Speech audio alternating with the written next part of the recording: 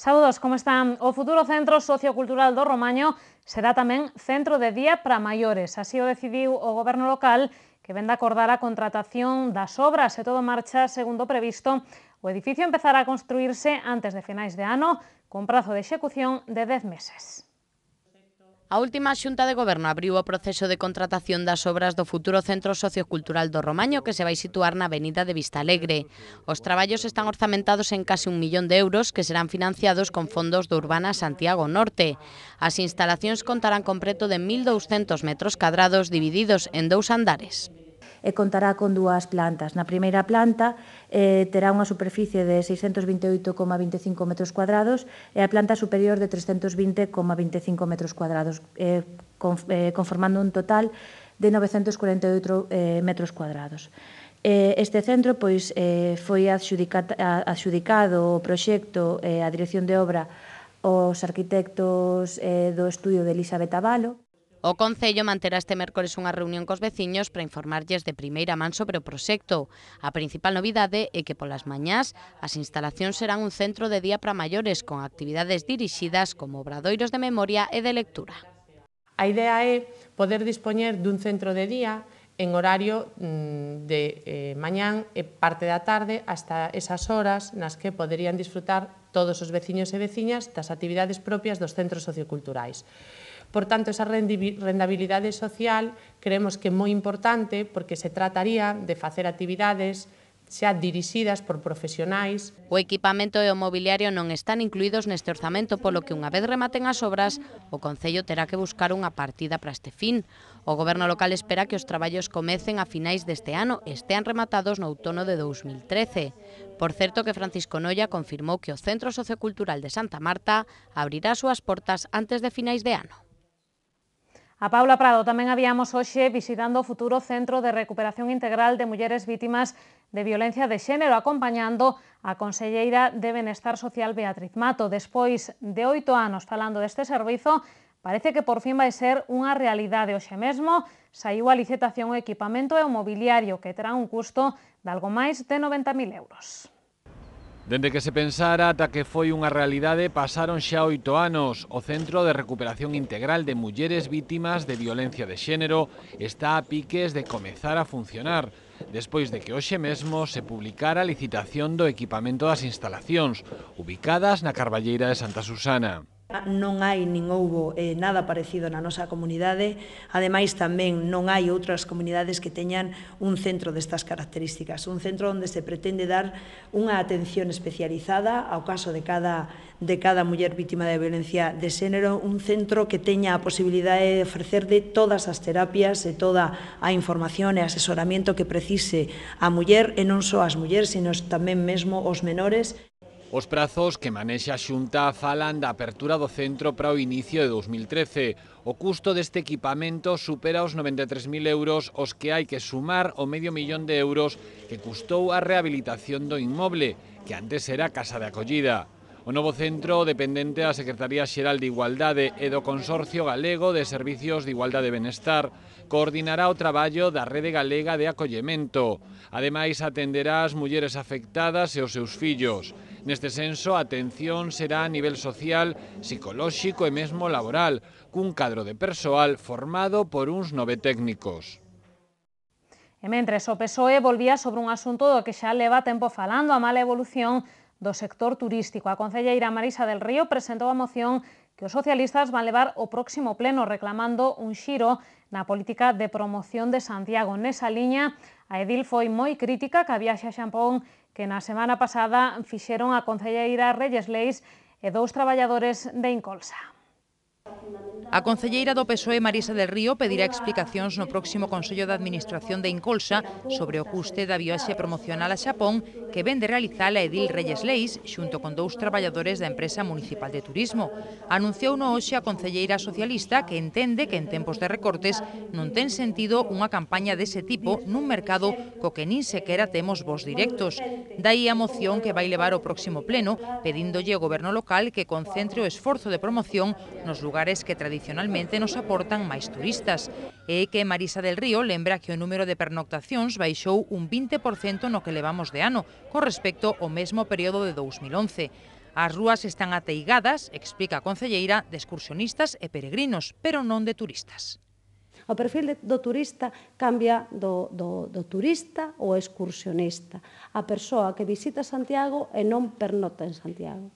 Case a metade dos turistas son peregrinos, tamén vos dixen que queremos moitos peregrinos e non renunciamos a eles, pero que os peregrinos gastan na cidade entre 1/3 e a metade do que gastan outros tipos de turista. Na súa moción, o PSOE tamén reclama medidas en materia aeroportuaria para mellorar os resultados turísticos. Nese sentido, Marisa del Río lembrou que Lavacolla está perdendo máis pasaxeiros que a media das terminais españolas, un 13,5% en agosto. Para a edil, iso demostra que o goberno local non ten motivos para presumir dos voos que conseguiu pro aeroporto compostelán. Eu fixen a suma do total de pasaxeiros que se conseguiron no aeroporto de Lavacolla grazas a esas conexións internacionais que o noso goberno municipal se ufana de conseguir e todo o que suman é un 1,2 do tráfico de pasaxeiros do aeroporto de Lavacolla. É dicir, unha cantidade irrisoria ou irrelevante, que non é ni moito menos para estar orgullosos. Por último, Marisa del Río foi moi crítica ca actitude da concelleira de Turismo Reyes Leis, a que acusou de non respectar as opinións das persoas vinculadas á actividade turística. Por iso, os socialistas pídenlle ao goberno local que abra unha nova vía de diálogo co sector. Pois seguimos falando de críticas porque a directora do Refuxio de Animais de Bando saíu hoxe ao paso das moitas acusacións que lle veñen facendo nos últimos tempos, sobre todo dende as asociacións Aveiro e Libera. Estes colectivos, lembrarano, mesmo falaron de sacrificios masivos nas instalacións e criticaron o pouco protagonismo que din se lles deixa os voluntarios. Pois ben, Paloma Aguirre afirma que os que así falan non coñecen como se traballa no refuxio. Paloma Aguirre leva anos á fronte do Refuxio de Animais de Bando e nunca tivera que escoitar tantas críticas como nos últimos tempos. Críticas que, di a directora, proceden dun auténtico descoñecido para os traballadores do centro, como é o suposto coordinador da Asociación Libera. Ante as súas denuncias sobre o suposto aumento dos sacrificios que se fan en Bando, Paloma Aguirre dá cifras. Es totalmente falso, ya que es fácil demostrar con una simple regla del 3, que todos sabemos hacerla porque lo hemos hecho en el colegio. Aveiro y Libera dicen que el porcentaje de eutanasias es de un 20% hasta mayo del 2012. Hasta mayo del 2012, todo incluido, no cuando salió esto, que era el 28, ingresaron 305 animales. Solo se eutanasiaron 32, muchos de ellos no hecho por mí, porque el servicio de la acería tiene un servicio veterinario que muchos animales vienen aquí eutanasiados. Y como ellos no conocen el trabajo que hay aquí, algunos animales vienen en unas condiciones auténticamente penosas que hay que eutanasiar. Bueno, el porcentaje no es de un 20%, sino que sería de un 10,49%. A directora do refuxio tamén nega que lle pecharan parte das instalacións aos voluntarios, como sosteñen as asociacións Aveiro e Libera, dous colectivos aos que Paloma Aguirre invita a preocuparse máis dos animais e que, lembra a directora do centro, unha vez máis, están sobrepasados. En agosto ingresaron unos 109 animales y además el mayor problema de todos son las camadas indeseadas. Estamos invadidos de cachorros, de gatos, además han venido casi todos enfermos, con lo cual supone tener aislamiento, además ha sido la peor parte, no hacemos como otras perreras o protectoras o que se les mueren, porque eso no salen en muchas protectoras y en perreras municipales y nos tratamos a todos. Eran muy contagiosos, los teníamos que tener aislados y muchas perras con camadas enteras, o sea, pues una perra con 10 bebés, pero además son muy buenas madres. Y eso se nos ha totalmente colapsado, porque claro, tienes que tener unas condiciones especiales, cuidados especiales, etc. Para mellorar a situación do refuxio, lembra Paloma Aguirre, hai máis opcións que a de adoptar algún dos máis de 500 animais de Bando. O centro tamén ofrece a posibilidade de apadriñar unha mascota ou de facerse socio. Tamén, por suposto, acéptanse doazóns. Máis cousas, mañá arranca a Semana Cultural da Rocha, unha cita que xa cada súa 8ª edición. Desta vez as artes gráficas serán as protagonistas das actividades nas que colaboran a Asociación Cultural A Rocha Forte, a Asociación de Veciños do Barrio e o Concello. Xa está todo listo no Centro Sociocultural da Rocha para a celebración a partir de mañá da 8ª Semana Cultural do Barrio. O alcalde Ángel Currás e o presidente da Real Academia Galega, Xosé Luis Méndez Ferrín, serán os encargados de inaugurar as actividades que foron presentadas hoxe no Pazo de Raxoi.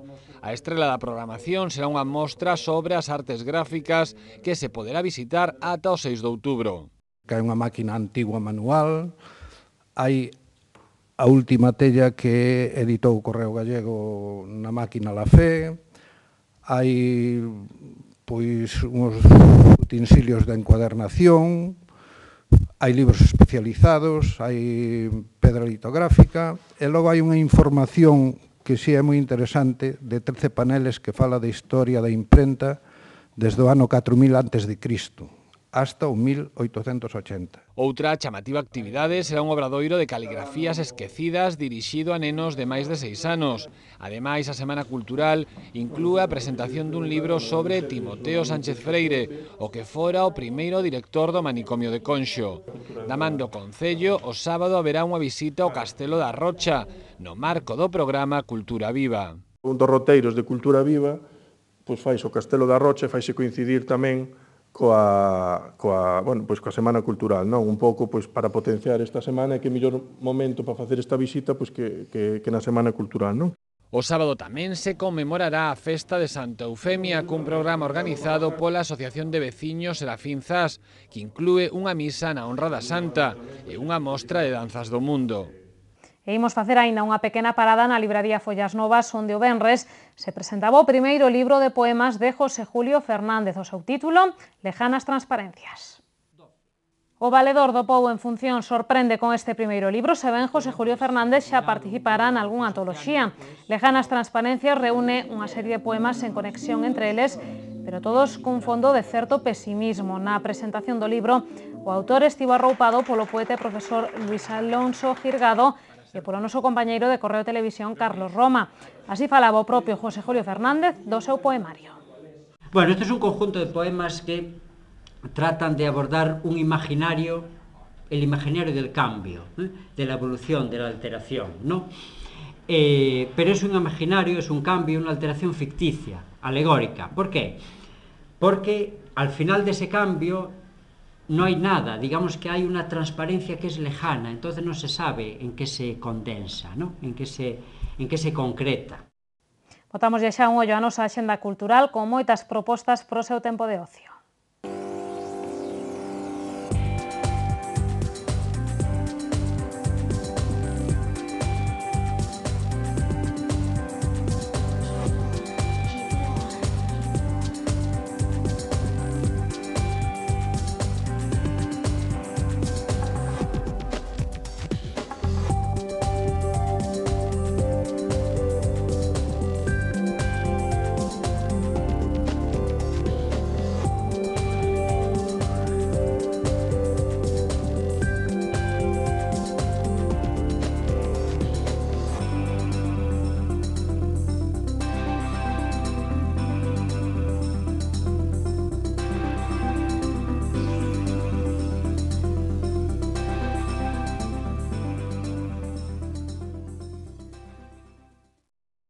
Imos coñecer tamén cales son as previsións do tempo para os vindeiros días, é unha información de Meteo Galicia.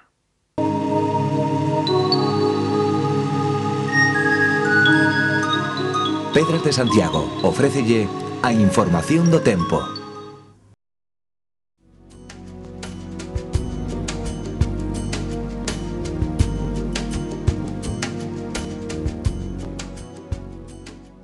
Mañá teremos ceos moi anubrados e chuvias que serán persistentes nas comarcas atlánticas. As temperaturas máximas irán en lixeiro descenso e o vento soprará moderado do sudoeste.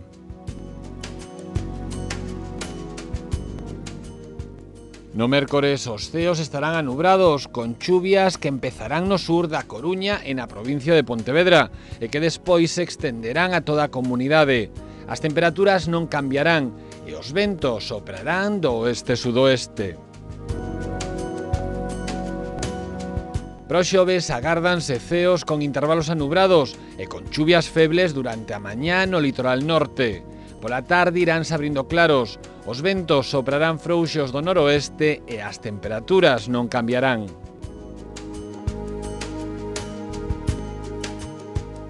Mañá en Santiago teremos ceos moi anubrados, con chuvias persistentes por momentos de intensidade moderada. As temperaturas manteránse sen cambios e o vento soprará moderado do sudoeste durante toda a xornada. Os ceos presentarán intervalos anubrados no mércores e teremos chubascos ocasionais. O vento será frouxo do sudoeste pola mañá e do oeste o resto da xornada. e as temperaturas manteránse sen cambios. No xoves os ceos estarán anubrados en xeral, sen desbotar algunha precipitación moi feble ocasional. O vento soprará frouxo do oeste polo día e do noroeste pola noite, e as temperaturas non cambiarán.